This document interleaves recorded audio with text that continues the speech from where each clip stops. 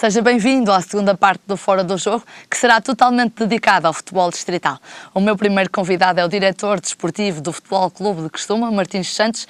Crestuma, que é a única equipa que até agora, esta época, ganhou ao Golpilhares e ao São Félix da Marinha. Boa noite, Martins Santos. Boa noite. Na época de 2011-2012 foi convidado pelo Futebol Clube de Crestuma para assumir o cargo de diretor desportivo. Como é que na altura recebeu este convite? Este convite foi uma brincadeira que eu tive com o presidente e com a tesoureira do Crestuma, em que eles queriam abandonar no momento, e eu disse, não abandonem que eu ajudo, não sei quem, não sei o que mais. Mas na brincadeira nunca eu pensando que realmente ia ser realidade. Posteriormente eles não se esqueceram, convidaram-me e eu com grandes dificuldades, mas como quis manter a minha palavra, aceitei. Era uma coisa que ambicionava, estar ligado ao futebol no papel de dirigente? Concretamente não é? Eu estava ligado à arbitragem, que é o que eu mais gosto, não é? Mas também acho que na parte desportiva, acho que toda a gente, para saber o que custa, deve passar por todos os cargos. Sem dúvida. E então, ver o jogo de diferentes perspectivas, não é? Exatamente. Neste momento está a ser motivante porque consigo-me aperceber realmente algo que, como árbitro, não me apercebia nem desculpava, e consigo ver as dificuldades sendo dirigente, aquilo que às vezes custa, não sendo propositado, algo que os dirigentes dizem às vezes, algumas bocas, a forma de falarem, de se enervarem para dentro do terreno de jogo, mas que é uma coisa que passa instantânea pela situação, pelo momento, e não com algo de ferir alguém. Dá para perceber essas situações. Pois agora tenho outra perspectiva, não é? Exato. Foi estranho para si passar a assistir aos jogos do banco quando assistia a eles in loco dentro do retângulo do jogo? Pois, é isso, é realmente outra façanha, é uma das façanhas que é motivante. Eu, ao princípio era para não assistir, era só para ser mais organizativo, ser mais para organizar tudo o que fosse do futebol, mas entendemos que depois seria também bom mesmo para motivar os jogadores e para com outras situações estar no banco, e eu então aceitei, e realmente é motivante. Martins Santos, na época passada as pessoas normalmente não conseguiam deixar de relacionar o facto de o Martins Santos ser ex-árbitro à boa campanha que o Crestuma estava a realizar. Como é que respondia a isso? Pois, isso é uma falsa questão. Eu, na realidade, Portugal não está habituado a ter dirigentes esportivos, mas se verificarmos noutros países, Inglaterra, Espanha, não sei o quê, normalmente os árbitros que acabam a sua carreira ingressam quase obrigatoriamente em diretores esportivos.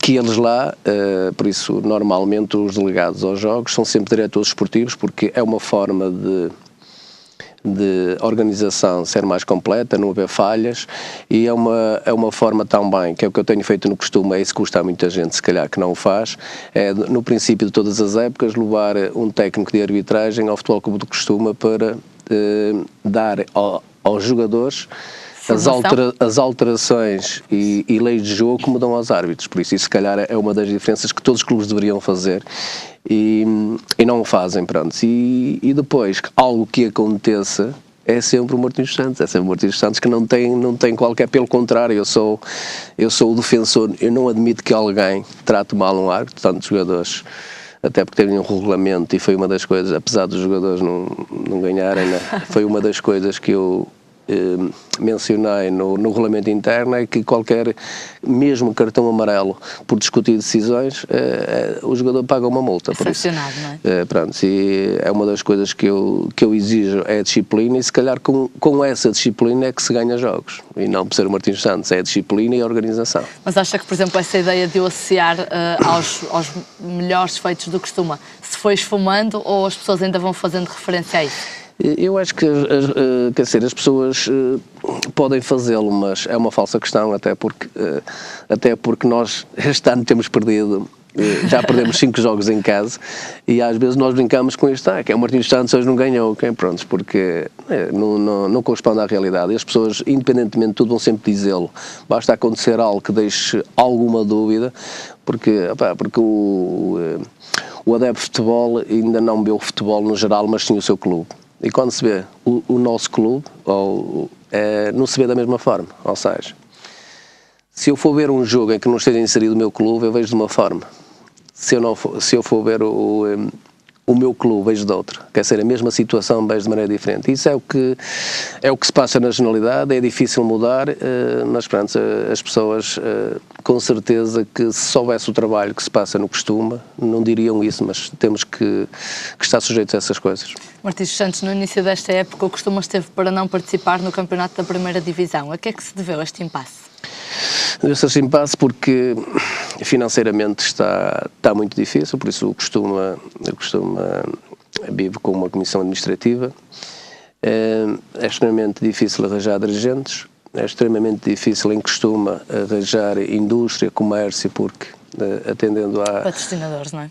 Atendendo às condições que o nosso país vive, há bastantes dificuldades. Há uma grande pessoas de idade com reformas, há muitas pessoas no desemprego e, como tal, é muito difícil arranjar patrocínios, mesmo o dinheiro das cotas é muito complicado, e então, não havendo dinheiro, não havia hipótese para sobreviver. Pronto, depois entendeu-se ao fim de várias reuniões poderíamos dar continuidade, mas de outra forma, pronto, e mesmo assim não havendo ordenados, não havendo, pronto, porque o Costume vive única e simplesmente de prémios, um simples prémio ao jogador que não paga sequer o transporte para se deslocar para os treinos. Pronto, mas só assim é que o Costume podia sobreviver, e mesmo com dificuldade, pronto, mesmo só dando dinheiro para prémios, é muito difícil arranjar esse dinheiro. Ainda assim não conseguiram evitar a ruptura no que diz respeito às camadas jovens. Fizeram um protocolo com o Vitrine, que estão a usar não só o campo, como também o nome do clube. Porquê é que acabaram as camadas jovens? As camadas jovens é o contrário, as camadas jovens não existiam, já tinham acabado a época passada. Ou seja, exatamente, já tinha sido na época transata. Comigo a diretor desportivo não existia, que era uma das coisas que eu gostava, e então andávamos a arranjar a forma de tentar arranjar camadas jovens. Entretanto, surgiu-nos a oportunidade de fazer um protocolo com o Vitrine, porque o Vitrine, pronto, contactou-nos a ver não sei o quê.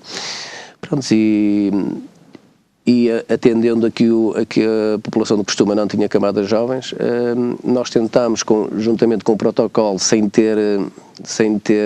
agravar muito o custo de nossa parte, recomeçar com as camadas jovens. Mesmo assim não conseguimos arranjar jogadores para a formação dos juvenis, e também nesse aspecto Costume tem grande dificuldade em formar equipas de escalões jovens. Um dos motivos, por vários motivos, um deles é que os jogadores, por ter interrompido, foram para outros clubes, porque o Costume é campo pelado, e agora os jogadores querem todos sintéticos e relvas.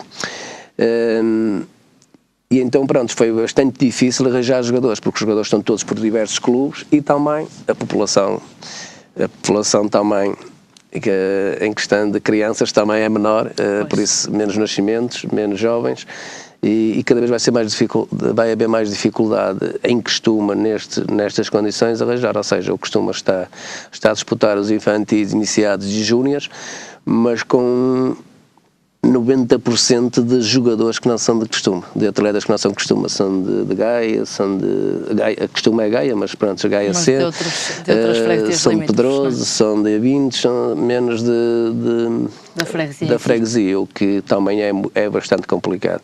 Pronto, mas de qualquer maneira foi uma tentativa, vamos ver, para já está a correr mais ou menos bem. Vamos ver se há possibilidade de dar continuidade. Martins Santos, é impossível tê-lo no fora do jogo e não fazer uma referência à sua carreira como árbitro de futebol. Quantos anos esteve na arbitragem? Fazendo as contas já me esqueci, mas é fácil. Eu comecei comigo mais ou menos 23 anos. 23 anos. E como é que foi o seu início de atividade? Por onde é que começou até chegar aos nacionais? Comecei, como todos os árbitros, os campeonatos distritais, não é? Por estagiário, não é? Na altura havia estagiário, agora não era, pelos campeonatos distritais e amadores, campeonatos distritais séniores e jovens. Pronto, e depois subi à terceira nacional, à segunda nacional, à primeira nacional. Foi também árbitro internacional? Não, fui pré-internacional, nunca subi a internacional em virtude de não ter hipótese, ou seja, só se pode entrar para internacional havendo vagas. Portanto, por exemplo, Portugal neste momento tem 10 árbitros internacionais, só entrará outro se algum descer, que é muito difícil, só se fizer muitas coisas más, ou então quando chega ao limite de idade, o que quer dizer que se aparecerem jovens com valor para subir, às vezes esses jovens por azar não conseguem ser internacionais em virtude de não terem vagas, porque não entra, quer dizer, há aqueles 10 e enquanto não sair nenhum não entra ninguém também. O que pode ser também mau, não é? E não dá oportunidade a quem também possa merecer. Exatamente, pronto, isto depois é sorte, quer dizer, há alturas em que entram bastante jovens, por exemplo, vou dar um exemplo, temos o Soares Dias, temos o Artur Soares Dias, temos o Jorge Sousa, temos esta malta de Lisboa, o Hugo Miguel, não sei o quê, esta malta jovem que entrou toda com 30 e não sei o quê, vamos andar aqui cerca de 15 anos a não entrar ninguém, a não ser um que vai sair agora, que vai dar uma vaga, não é? Martins Santos, qual é a sua posição relativamente à arbitragem de ontem do clássico Benfica Futebol Clube do Porto? Eu não me quero bem meter nisso, apesar de eu ver o jogo, não quero comentar, não vou entrar muito nesse... Mas acha que faz sentido a chuva de críticas que assolou a prestação da equipa de arbitragem? Quer dizer, algumas críticas faz, mas também eu acho que também podiam ser evitáveis, porque acho que os dirigentes se devem preocupar mais com as equipas, com as suas equipas, e não com a arbitragem. A arbitragem tem que ser a entidade que a tutela, que tem que se preocupar com os erros dos árbitros ou não erros. De qualquer maneira, também acho que entendo perfeitamente as críticas feitas ao árbitro, porque também compreendo que os treinadores treinam durante a semana as suas equipas e querem os melhores resultados, e quando às vezes acontece erros em que influenciam o resultado, é desagradável. Não vou entrar nas questões técnicas, mas acho que posso lhe dizer que a forma como eu vi, acho que, e eu sendo uma pessoa que era rigorosa, acho que no aspecto disciplinar não teve bem. Qual é o seu clube? O meu clube, por eu o dizer, fui queimado, mas o nome sou Futebol Clube Porto. e teve que engolir alguns sapos por causa disso, não é? Durante a carreira. Desde que o disse, infelizmente só foi de... Martins Santos, o nosso tempo está a acabar. Gostava de não acabar esta entrevista sem lhe fazer uma referência à Sandra Nogueira, que foi nossa convidada aqui no Fora do Jogo há algumas semanas, e que dizia que o seu objetivo era ser uma referência feminina nos campeonatos nacionais de futebol. Como é que foi a entrada das mulheres na arbitragem? A entrada das mulheres na arbitragem é mesmíssima, para mim foi benéfico. Agora entendo que existem já algumas boas árbitras, mas não muitas como isso. Acho que as mulheres em igualdade devem ser dadas as mesmas igualdades, e em igualdade de circunstâncias devem ter as mesmas formas, as mesmas oportunidades para a sua ascensão. Martins Santos, muito obrigada pela sua presença neste Fora do Jogo. Desejo-lhe as maiores felicidades no costume e na sua vida pessoal. Ok, muito obrigado. Igual para vocês. De seguida, apresento-lhe os resultados e as tabelas deste fim de semana da Associação de Futebol do Porto.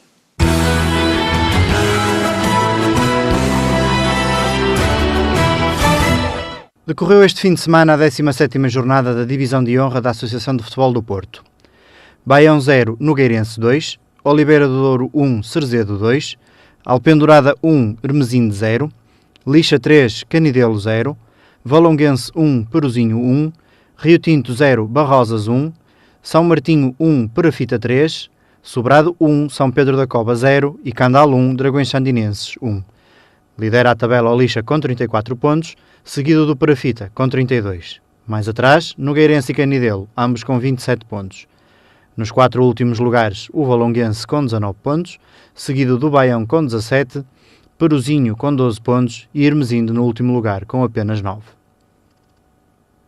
A Série 1 da Primeira Distrital disputou este fim de semana a 17ª jornada e os resultados foram os seguintes: Baladares 2, Senhora da Hora 2, Bogadense 0, Pedroso 3, Levarense 1, Custóias 0, Crestuma 4, São Félix 3, Progresso 2, Avintes 1, Golpilhás 4, Balazar 1, Lavrense 2, Sporting da Cruz 1, Lessa do Balio 1, Foz 3 e Vila Chá 2, Vila Futebol Clube 2. Lidera a classificação o Golpilhás com 43 pontos, seguido do São Félix com 40. Nos dois últimos lugares, o Custóias com 12 pontos e o Sporting da Cruz com apenas 6. A 17ª jornada da Série 2 da Primeira Distrital teve os seguintes resultados: Maia Lidador 2, Castelo da Maia 1, Gens 2, Citânia de Sanfins 0, Ataiense 1, Folgosa 1, Pedroço 0, Mocidade Sangemil 1, Vilarinho 1, Gondim 2, Vila Caís 0, Marco 09 0, Aliança Gandra 2, Águias de Iris 0 e no Nálvares 3, Alfenense 0. Folgou o Atlético de Rio Tinto. No primeiro lugar, o Citânia de Sanfins com 30 pontos, seguido do Castelo da Maia com 29. Mais atrás, o Aliança de Gandra com 27. Nos dois últimos lugares, o Vila Caís com 13 pontos e o Folgosa com apenas 12.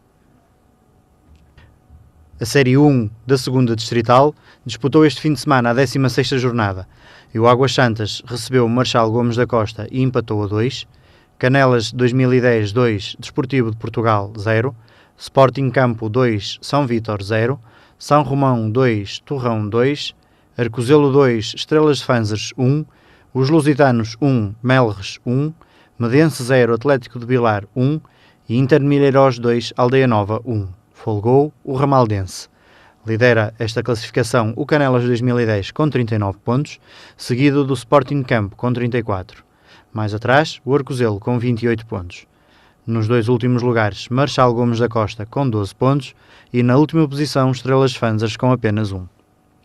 Este fim de semana decorreu a 16ª jornada da Série 2 da 2ª Distrital e obteve os seguintes resultados: Liberação 1, Airães 2, Carvalhosa 4, Zezerense 2, Raimonda 0, Caí de Rei 4, Rio de Moinhos 1, Salvadorense 1, Vila Boa de Quires 4, Sobreirense 1, Soilhães 3, Passos de Gaiolo 2, Ferreira 2, Marco 09B 1, Sobrosa 0, Pena Maior 0. Folgou o Frazão. Lidera a classificação o Pena Maior com 41 pontos, seguido do Liberação com 39. No terceiro lugar, o Sobrosa com 30 pontos. Nos dois últimos lugares, Passos de Gaiolo com 9 pontos e o Sobreirense no último lugar com apenas 6.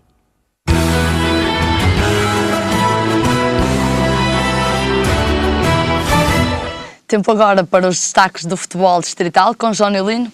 Boa noite, Jónio. Olá, Tânia. Antes de mais, queria dar-te os parabéns pelos 7 anos de vida do teu blog. A bola é redonda. Queres falar um bocadinho sobre um balanço, digamos, destes 7 anos de vida? Sim, podemos falar. Portanto, o blog fez 7 anos a semana passada, no dia 5 de janeiro. Ele foi criado em 2006. E no início o intuito dele não era falar sobre futebol distrital, era falar sobre o futebol nacional. Foi mais ou menos na mesma altura que eu comecei a tirar o meu curso de comunicação também. Só que entretanto começou-se a perder no meio de milhares de blogs que falam da mesma coisa e desde que eu comecei a trabalhar então em jornalismo alterei a vertente para futebol distrital e a partir daí tem sido então um sucesso pronto, aqui no Concelho de Gaia e generalizadamente na Associação de Futebol do Porto e nos outros concelhos. Que é o campeonato em que te debruças mais, não é? Exatamente, foco mais, primeiro dou mais destaque aos clubes de Gaia, não é? do concelho de onde eu sou, e depois tento também abranger, ou melhor, abranger os outros clubes e as outras equipas. Jónio, importante pode ser agora a eleição ou a candidatura a concurso para o melhor blog do ano, não é? Exato, isto foi por acaso que eu descobri esta situação. Portanto, um blog chamado Aventar faz pelo segundo ano consecutivo a eleição do melhor blog do ano. Portanto, submeti o meu blog à inscrição, está aceito, neste momento está à votação. É uma votação um bocado longa, portanto, dividida em 2 fases. A primeira está aberta até 19 de janeiro e passam os 5 blogs mais votados. Neste momento, na minha última pesquisa, o meu blog estava em 6º lugar, portanto, já agora Por isso peço vamos também... fazer um apelo aos telespectadores para que passem no blog e façam também... O seu direito de voto, exatamente. Podem votar uma vez a cada 24 horas, porque o sistema da votação só permite que o mesmo IP do computador, portanto, seja só de 24 em 24 horas que o mesmo IP possa exercer o seu direito de voto. E pronto, assim, dão também mais um destaque ao futebol distrital. O blog concorre com muitos blogs mais fortes do futebol nacional e está à frente de muitos, com muitas mais visitas que o meu. Portanto, é uma honra já estar em 6º lugar, mas consegui chegar ao 5º e passar à 2ª fase, muito melhor. Não é? Exatamente. Passando agora ao nosso périplo pelo futebol distrital da Associação de Futebol do Porto, Johnny, na divisão de honra, penso que seja importante falarmos da saída precoce ou não do Alexandre Ribeiro do Oliveira do Douro e da entrada de Oscar Nogueira.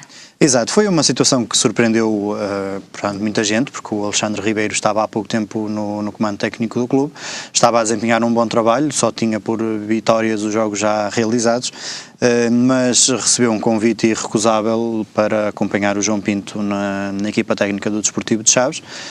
Portanto, e acabou por aceitar e comunicou a sua decisão à direção do clube, que entendeu ser um facto meritório o treinador do Oliveira do Douro ser convidado para representar um clube de uma divisão bastante superior.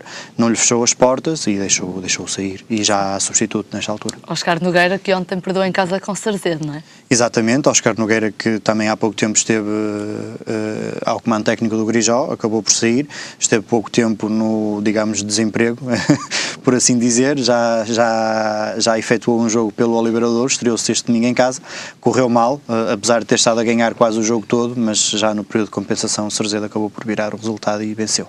O resultado é mau, mas o certo é que ontem pude espreitar no Facebook que o Oscar Nogueira deixava uma mensagem de esperança a toda a sua equipa. Sim, foi um jogo bastante bem disputado. O Oscar Nogueira gosta de moralizar os seus jogadores e gosta de ter os jogadores do lado dele, e esta foi uma forma que ele encontrou de puxar o plantel para o lado dele.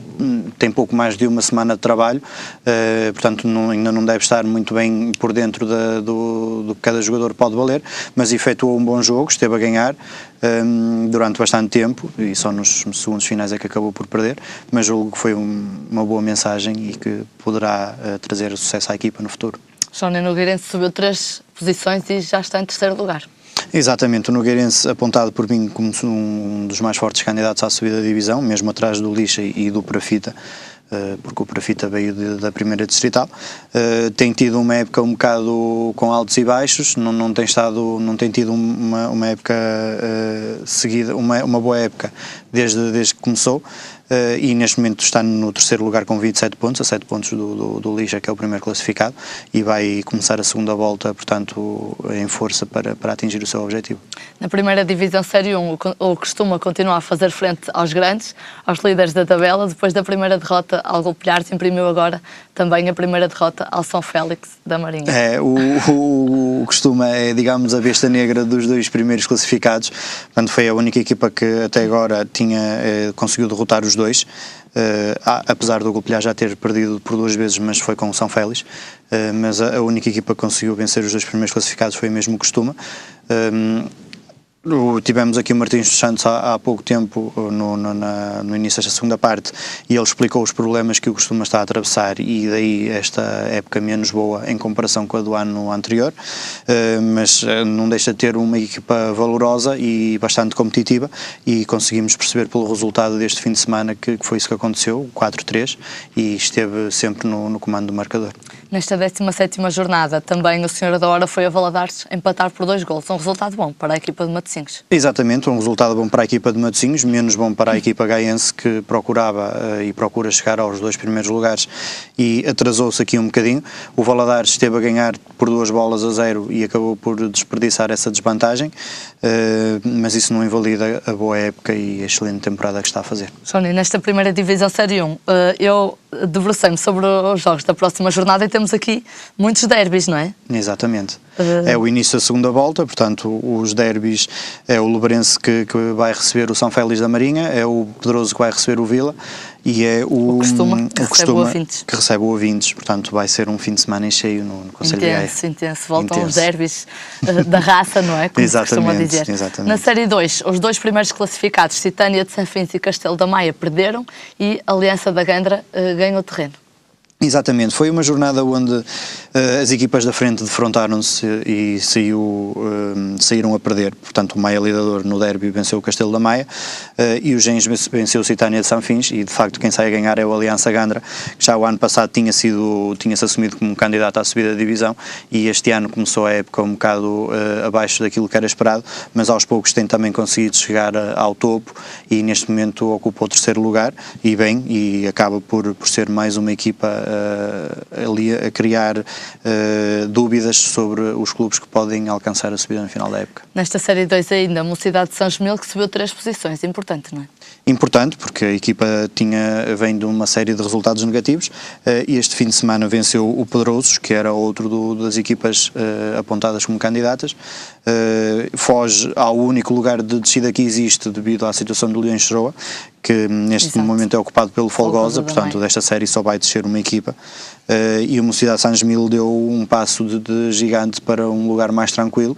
Neste momento tem 7 pontos de vantagem sobre o Folgosa, julgo que está mais tranquilo. Claro. Exatamente. Na segunda divisão Série 1, o Golpilhares ganhou outra vez.